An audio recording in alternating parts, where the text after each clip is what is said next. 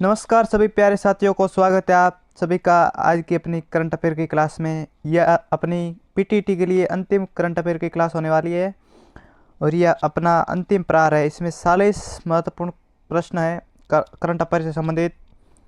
तो आप PTT exam देने से पूर्व इसे एक बार देख कर जाए। हो सकता है कि इसी में से आपके पेपर में कोई सवाल देखने को मिल जाए। तो बिना देरी के अपनी क्लास को स्टार्ट करते हैं।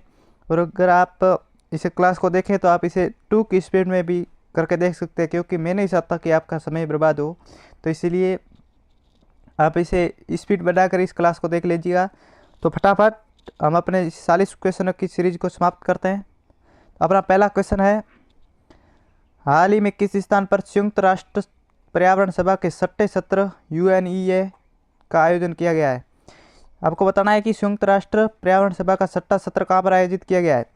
रियो डी जेनेरिया ब्राज़ील, नई दिल्ली भारत, कंपाला युगांडा या नैरोबी केन्या। तो इसका राइट आंसर है option number D, Nairobi Kenya. ये नैरोबी है जो केन्या की राजधानी। यहाँ पर संयुक्त राष्ट्र पर्यावरण सभा का 6ठा संस्करण आयोजित हुआ है। चलिए अगले क्वेश्चन की ओर। अगला क्वेश्चन है, निम्नलिखित में से कौन सा विदेशी आक्रामक प्रजाति का उदाहरण है? आपको बताना है कि कौन सी इनमें से विदेशी आक्रामक प्रजाति है। प्रोसोपिस जूलीफ्लोरा, पार्थेनियम, स्टेरोफोरस, सेना स्पेक्टेबिलिस, इनमें से कौन है? तो इसका राइट आंसर होगा ऑप्शन नंबर डी, उपरोक्त सभी। ये सभी जो तीनों ही प्रजातियां हैं ये आक्रामक प्रजातियां हैं। इसके अलावा कुछ और भी है, लेकिन आपको ये तीनों याद रखनी है, वेरी मोस्ट इंपॉर्टेंट है। इसलिए अगले क्वेश्चन की ओर। अगला question very very most important question है, प्रतिवर्ष विश्व वन्य जीव दिवस कब मनाया जाता है? आपको बताना है कि विश्व वन्य जीव दिवस कब मनाया जाता है। 1 मार्च, 2 मार्च, 3 मार्च या 4 मार्च? इसका क्या राइट आंसर होगा? इसका राइट आंसर है ऑप्शन नंबर सी, 3 मार्च। 3 मार्च को विश्व वन्य जीव दिवस मनाया जाता है। इसलिए अगले क्वेश्चन की ओर।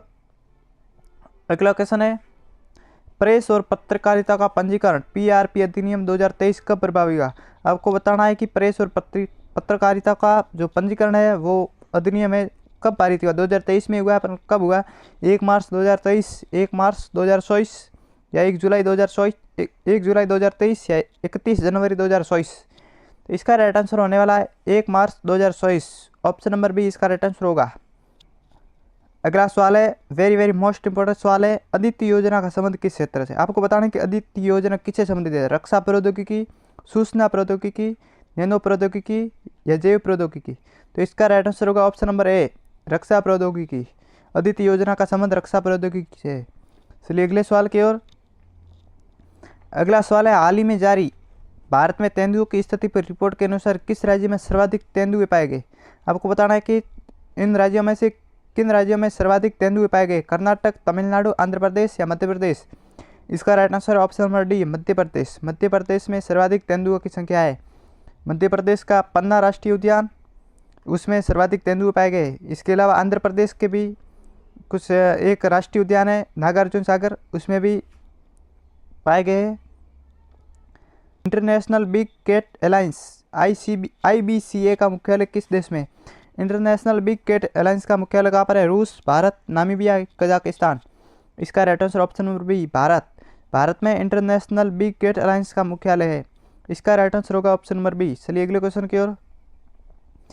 अगला है, हाल ही में नई दिल्ली में आयोजित एशियन ट्रैक साइकिलिंग चैंपियनशिप 2024 में सर्वाधिक पदक किसने जीते?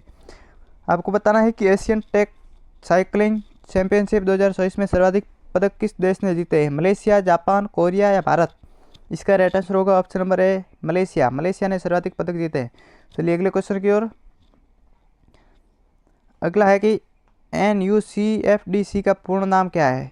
ये एक नाम दिया गया है NUCFDC, इसका पूर्ण नाम क्या है? तो इसका राइट आंसर क्या होगा? राष्ट्रीय शहरी सहकारी वित्त और विकास निगम। इसका राइट आंसर होगा ऑप्शन नंबर ए, राष्ट्रीय शहरी सहकारी वित्त और विकास निगम। वेरी वेरी मोस्ट इंपॉर्टेंट, याद रखिएगा। चलिए अगले सवाल की ओर। अगला है, हाल ही में पर्यावरण का नोबेल कहे जाने वाले टाइलर पुरस्कार से किसे सम्मानित किया गया है? तो इसका राइट आंसर होगा ऑप्शन नंबर ए, जोहान रॉकस्ट्रॉम। इसे ही नोबेल कहे जाने वाले टाइलर पुरस्कार से सम्मानित किया गया है। ये पर्यावरण के नोबेल यानी कि पर्यावरणविद है, जोहान रॉकस्ट्रॉम। इसका राइट आंसर होगा ऑप्शन नंबर ए। चलिए अगले क्वेश्चन की ओर। वेरी वेरी मोस्ट इंपॉर्टेंट सवाल है, हाल ही में भारत मलेशिया के बीच द्विपक्षीय समुद्री अभ्यास समुद्र लक्ष्मण का आयोजित किया गया है। आपको बताना है कि भारत और मलेशिया के बीच एक अभ्यास हुआ है, संयुक्त अभ्यास समुद्र लक्ष्मण। तो इसका आयोजन कहाँ हुआ है? तो इसका राइट आंसर होगा option number D, Visakhapatnam. Visakhapatnam में भारत और मलेशिया के बीच में द्विपक्षीय समुद्री अभ्यास हुआ है, जिसका नाम है समुद्र लक्ष्मण। तो याद रखिएगा। इसके अलावा टाइगर ट्रायम्फ है जो भारत और यूएसए के मध्य हुआ है, टाइगर ट्रायम्फ, इसका भी याद रखिएगा। चलिए अगले सवाल की ओर। अगला सवाल है, भारत का पहला राष्ट्रीय डॉल्फिन अनुसंधान केंद्र कहाँ पर स्थित है? इसका राइट आंसर क्या होगा? इसका राइट आंसर ऑप्शन नंबर है पटना। पटना जो बिहार की राजधानी है, वहीं पर राष्ट्रीय डॉल्फिन अनुसंधान केंद्र स्थापित किया है। और गांगी डॉल्फिन है जो भारत का राष्ट्रीय जलीय जीव है, इसका याद रखिएगा। चलिए अगले सवाल की ओर। हाल ही में उद्घाटित की गई विश्व की सबसे लंबी बाई लेन सेला सुरंग भारत के किस राज्य में स्थित है?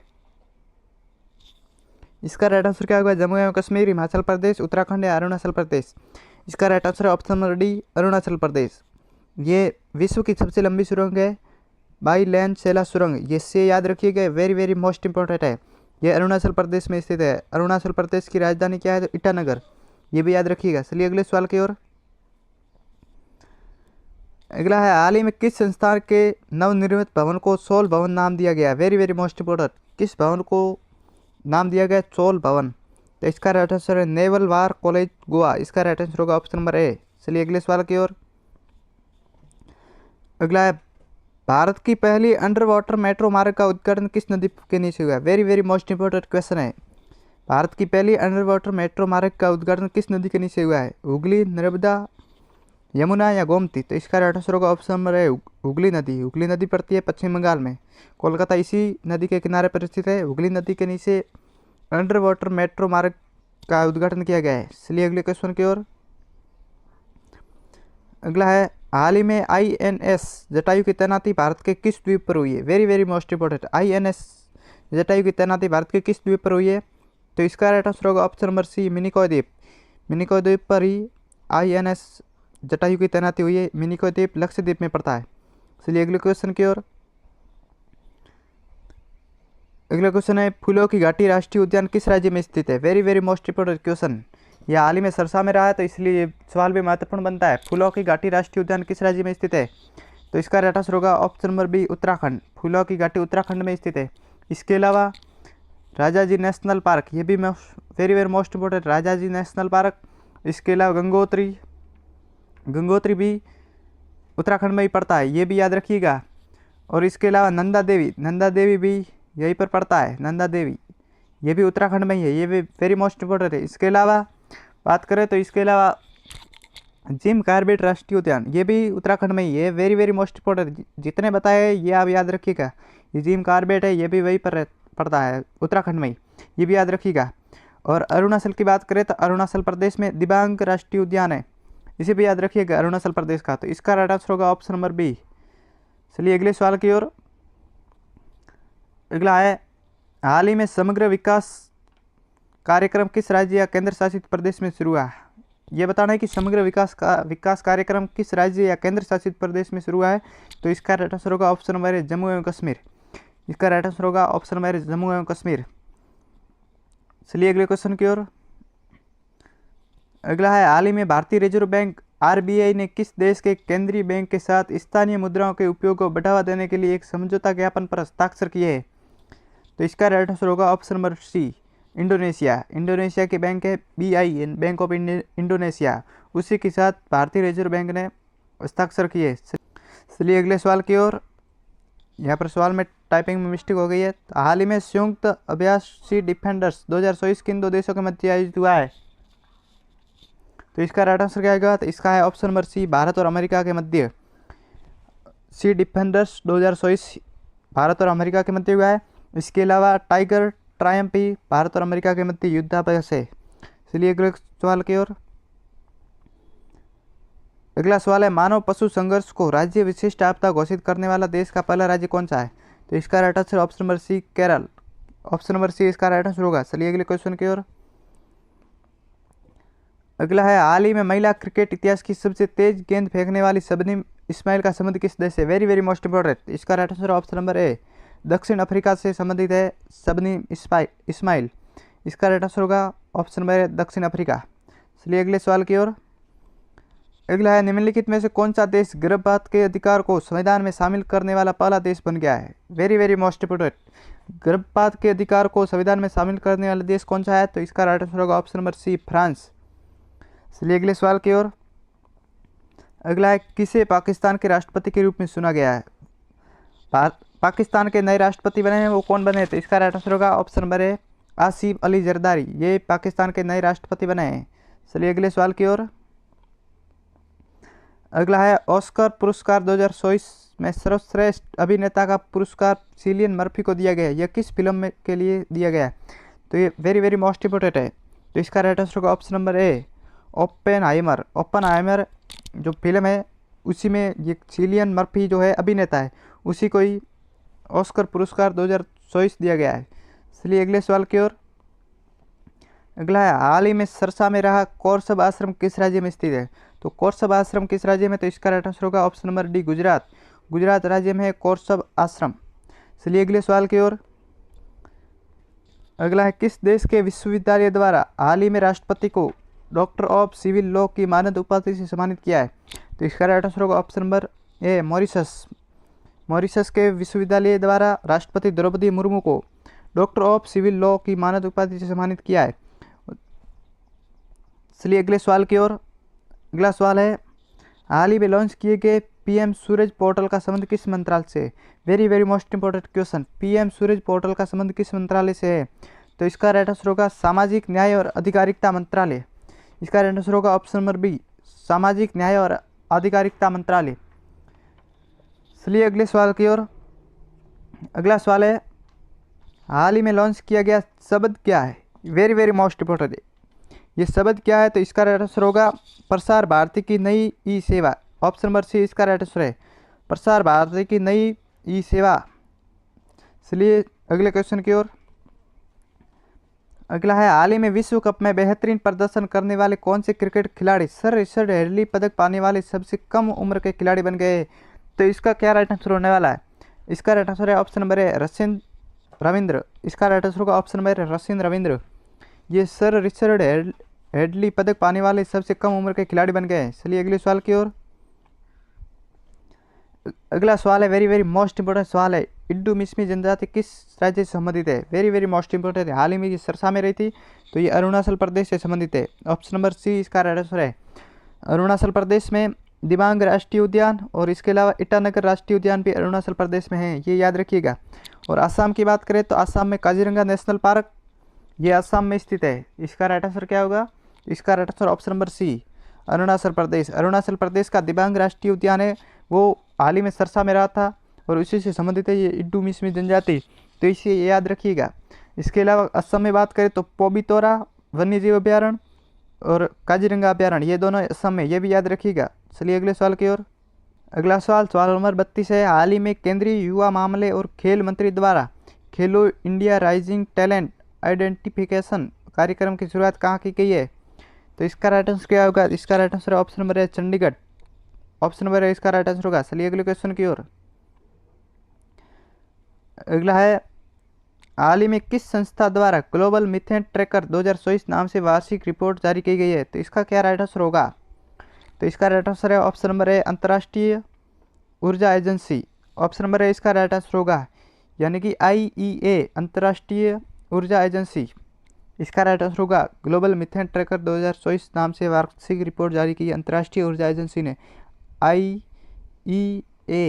इंग्लिश में इसका नाम है। चलिए अगले क्वेश्चन की ओर। अगला सवाल है, विश्व का सबसे शक्तिशाली रॉकेट स्टारशिप का तीसरा परीक्षण हाल ही में किया गया है, ये किस कंपनी द्वारा विकसित किया गया है? तो इसका क्या राइट आंसर होगा? इसका राइट आंसर ऑप्शन नंबर है स्पेस एक्स द्वारा स्टारशिप विकसित किया गया है। इसका राइट आंसर होगा ऑप्शन नंबर है। वेरी वेरी मोस्ट इंपोर्टेंट सवाल था ये। चलिए अगले सवाल की ओर। अगला सवाल है, हाल ही में किस क्रिकेट टीम ने 42वां रणजी खिताब जीता है? Very very most important question, 42वां रणजी खिताब किसने जीता है? तो इसका राइट आंसर ऑप्शन नंबर है मुंबई। मुंबई ने 42वां रणजी खिताब जीता है। किसको हराकर? तो विदर्भ को हराकर मुंबई ने रणजी खिताब जीता है, विदर्भ को हराकर। चलिए अगले सवाल की ओर। अगला है, हाल ही में जारी मानव विकास सूचकांक में भारत का स्थान क्या रहा है? वेरी वेरी मोस्ट इंपोर्टेंट सवाल है। मानव विकास सूचकांक में भारत का स्थान कौन सा है? तो इसका right answer option number B 134वां। मानव विकास सूचकांक में भारत का 134वां स्थान है। और फर्स्ट की बात करें तो फर्स्ट स्थान है स्विट्जरलैंड का फर्स्ट स्थान है। और इसके अलावा अंतिम स्थान की बात करें 193वां, तो ये किसका है? तो ये है सोमालिया का अंतिम स्थान है सोमालिया। ठीक है, ये याद रखिएगा। चलिए अगले सवाल की ओर। भारत का 134वां, ये भी याद रखिएगा। चलिए अगले सवाल की ओर। अगला सवाल है द्विपक्षीय सैन्य अभ्यास एक्सरसाइज लिमितिये किन दो देशों के मध्य हुआ है? एक्सरसाइज लिमितिये किस दो देशों के मध्य हुआ है? तो इसका राइट आंसर होगा भारत और सेशल्स, ऑप्शन नंबर डी इसका राइट आंसर होगा। भारत और सेशल्स के मध्य एक्सरसाइज लिमितिये हुआ है। और ये लिमितिये शब्द है, ये सेशल्स भाषा का शब्द है और इसका अर्थ होता है मैत्री। सेशल्स भाषा का शब्द है लिमितिये, इसका अर्थ होता है मैत्री, ये भी याद रखिएगा। और सेशल्स की राजधानी की बात करें तो ये सेशल्स की राजधानी है विक्टोरिया, ये भी याद रखिएगा, विक्टोरिया इसकी राजधानी है। और इसके अलावा इसके राष्ट्रपति की बात करें तो राष्ट्रपति का नाम क्या है? ये भी आपको याद रखना है। सेशल्स के राष्ट्रपति का नाम है वेवेल रामकलावान, इनके राष्ट्रपति का नाम है वेवेल रामकलावान। चलिए अगले सवाल की ओर। अगला सवाल है हाल ही में किस देश के द्वारा प्रधानमंत्री नरेंद्र मोदी को ड्रूक ऑफ ग्लाइपो अवार्ड से सम्मानित किया गया? वेरी मोस्ट इंपॉर्टेंट सवाल। प्रधानमंत्री नरेंद्र मोदी को ड्रूक ऑफ ग्याल्पो अवार्ड से सम्मानित किया है, तो इसका राइट आंसर होगा ऑप्शन नंबर बी भूटान। चलिए अगले सवाल की ओर। अगला है सिप्री की रिपोर्ट 2023 के अनुसार हथियार आयातक देशों में भारत का कौन सा स्थान है? Very most important question.